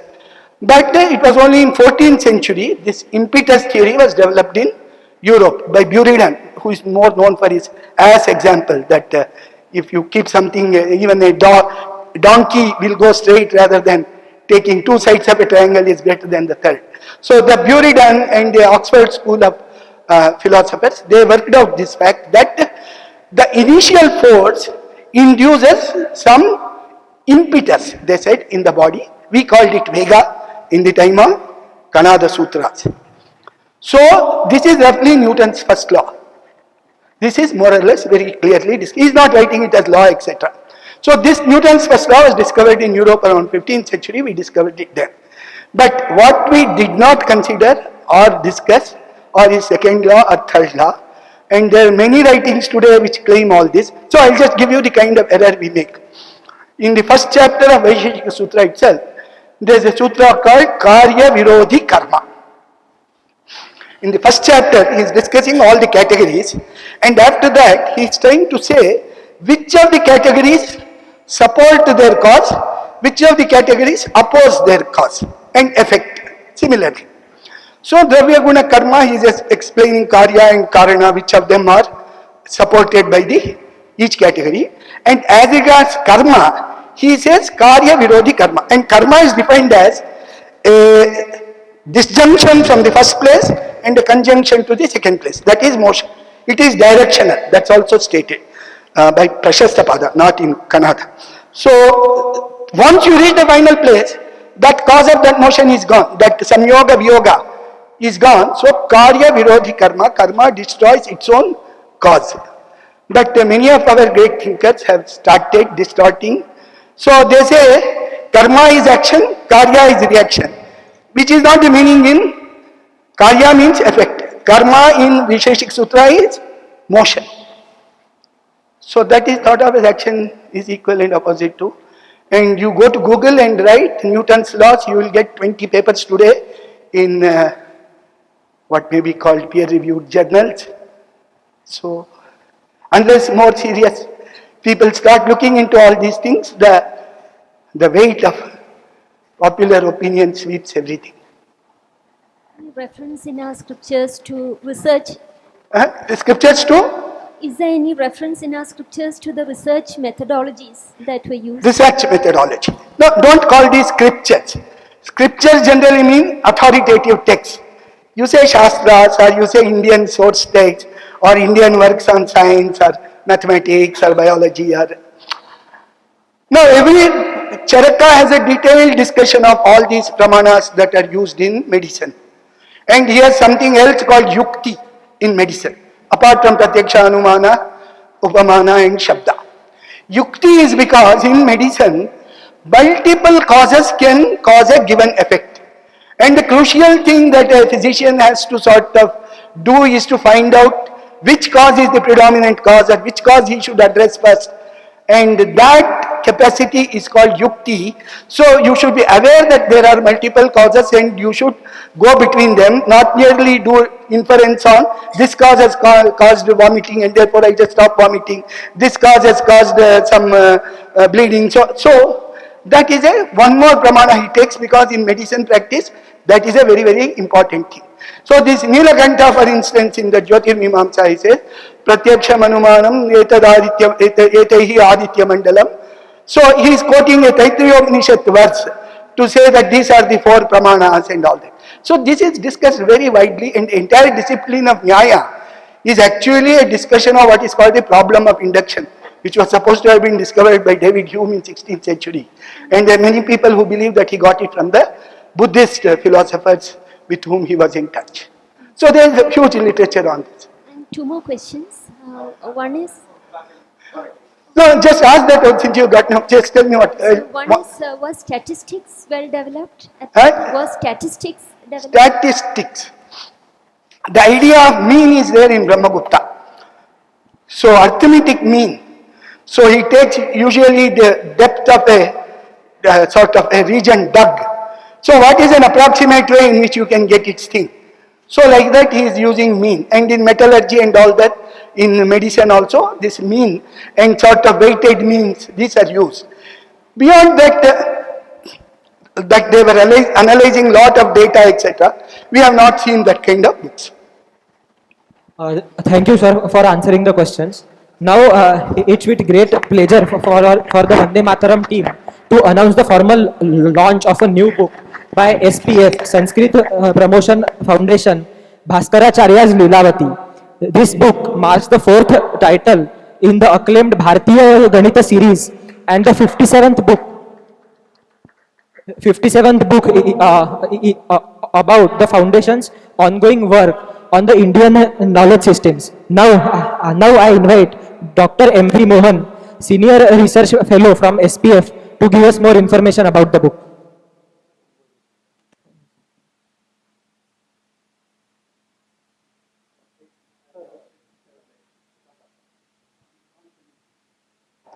At the outset, it was a stupendous effort, and we are all, I am also stupefied seeing Professor's work. It requires another Vachaspati Mishra and Bhamati, several Vachaspati Mishras and Bhamatis to do such things. And we had the great fortune to study under Shri MDSG's house for hundreds of hours. Myself, Venkata Krishna and Karthik, we brought out series of books on Bharatiya Ganitam with Mahodaya's guidance, and latest in that is, latest feather to the cap is Bhaskaracharya's Lilavati. We request Professor to release it, and Shri Professor Bhaskar Ramurthy, former IIT director, also is there, and Professor, he will receive the first copy, and Professor Jyotirmay Tripathi Mahodaya also is there, and former head of Humanities Department, kindly. We have several others, doyens also in this. Professor Aditya is there, many more professors whose name I don't recall, but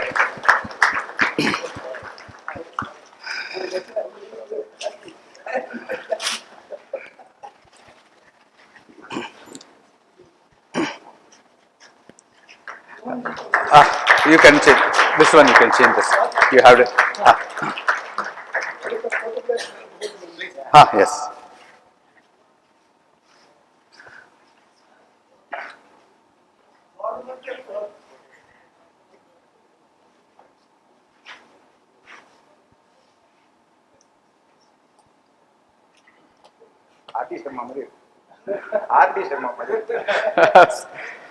Thank you. A couple of words on this in this work. See, plenty of translations have been written by great people, including Indians, foreigners like Colebrook, many other, Taylor, Colebrook, etc. And recently I heard from Professor Ramsubramanian Mohodaya's guidance also, there is great work being published, or I think it's almost in the Nisrishata Duti. That was. Yes. And Bhaskaracharya excels in his poetic expression also, like just like Kalidasa, who is known for his poetic brilliance. Kalidasa's Mandam Mandam Nudati Pavanas Chanukulo Yatha Tvam. Same thing Bhaskaracharya copies. Mandam Mandam Hasita Mandam Mandam Chalita Pavane Hasta Yugmam. While giving the examples for Pythagoras theorem, extension of Pythagoras theorem, he gives this example. Similarly, even the selection of chandas for wherever, for example, when he gives the formula for surface area, calculating the surface area of a wood sawn at several places, so that the payment has to be made for the worker. There he uses a chandas called Rathodata. As the saw happens, the chandas also will be like this. Pindayogadala magramulayo dairgya sangunita mangulatmakam. Just half a verse. Still it goes on like that. Just like similarly for sum of series, for area of circle, very apt chandas. That is also literary beauty of having the chandas being appropriately taken and many other things. And Sambodhanam, how he this one addresses the student also. 83 words have been used by Bhaskara, 83 places and 28 unique words he used for Sambodhanam. What kind of Sambodhanam he says?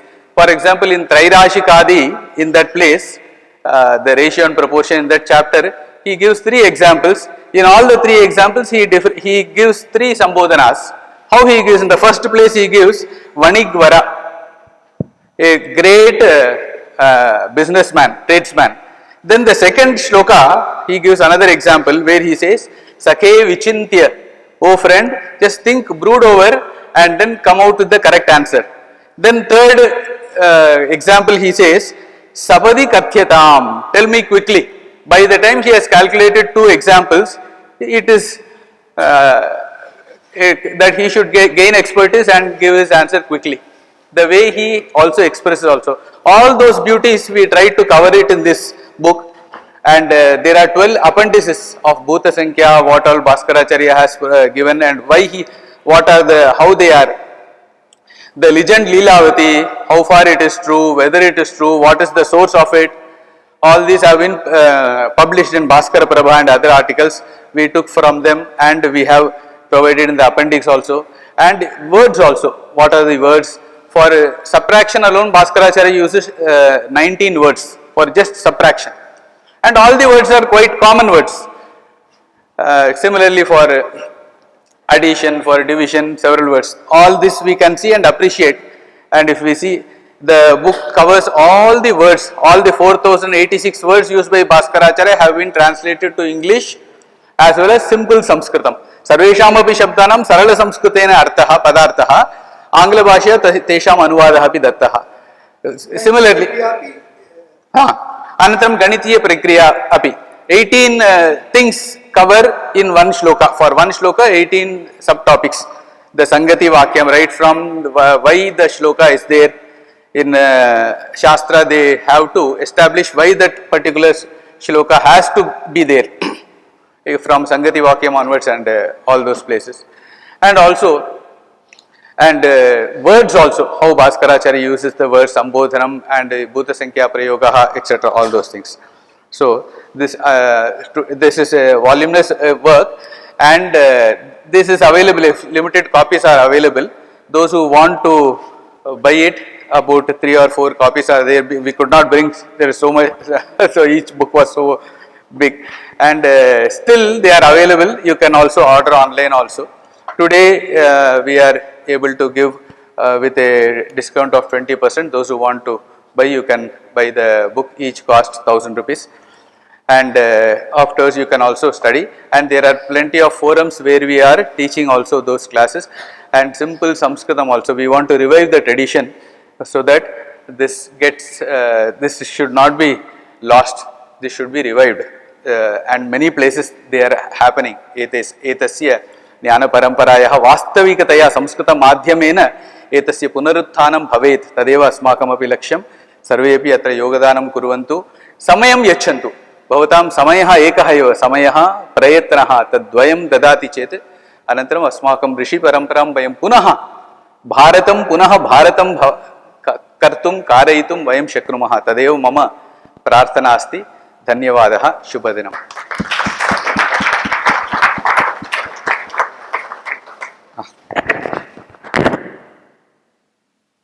This Leelavati, just to give you some statistics, there are more than 900 manuscripts of Leelavati, and there are about 62 commentaries written.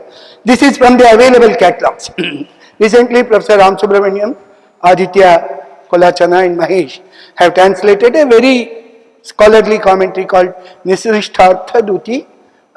It's a huge commentary written around 1640, around that period. At the same time, another wonderful book was also released in that same meeting by my friend Professor M.S. Shri. This is a translation of Siddhanta Shiromani, which is well known, but Bhaskara himself wrote a commentary on Siddhanta, his own work. So it's almost like lecture notes of Bhaskara, called Mitakshara or Vasana Bhashya. So there are around 500 manuscripts of Siddhanta Shiromani and 200 manuscripts of this Mitakshara. But Mitakshara has been published from 1840s. But it was not translated, giving all the mathematics that Bhaskara is talking in that commentary. It's almost like the way Indian astronomers thought in around 1050. Both Siddhanta Shiromani and Vedavati are written around 1050. 1150, I'm sorry, 1150, and this is a wonderful contribution of Professor Shri in 2 volumes published by Hindustan Book Agency. All of you should try to take a look and learn from that. Thank you very much. Thank you. Now, as we are at the end of the lecture, I would request the Professor Bhaskar Ramamurthy to present the Vande Mataram memento to our chief guest, Professor M.D. Srinivas.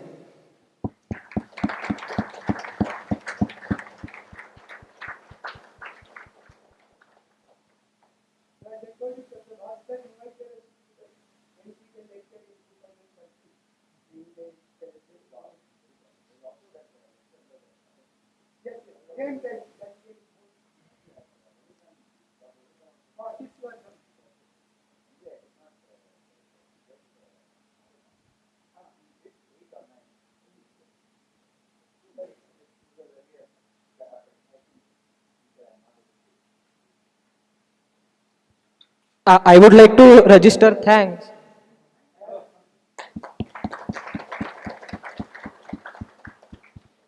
I would like to register my thanks to our chief guest for coming to our platform and addressing the audience. I would also like to thank the faculty members and students for joining us here. We are thankful to the IIT Madras administration for helping us to conduct this event successfully. Yeah, we hope to see you all in our next and upcoming for this year. Now, we have come to the end of this event, but the event won't be complete without singing our national anthem. So, I request Divya ji and Pratiksha ji to come here to sing the national anthem and request all to stand up. Thank you.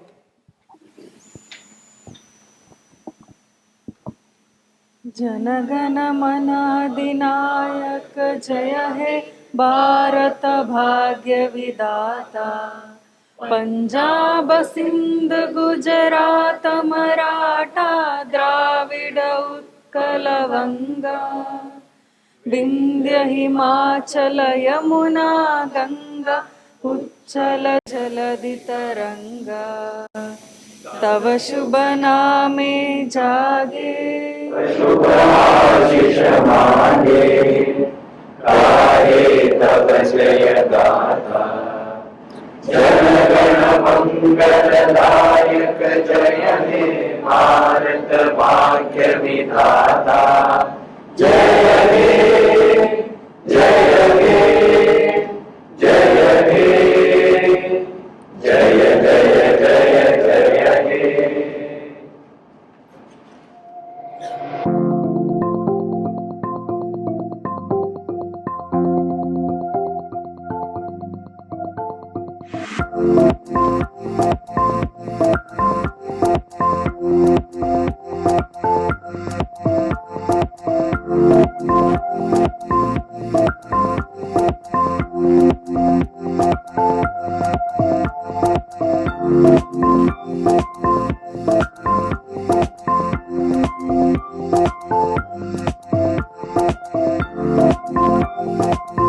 you.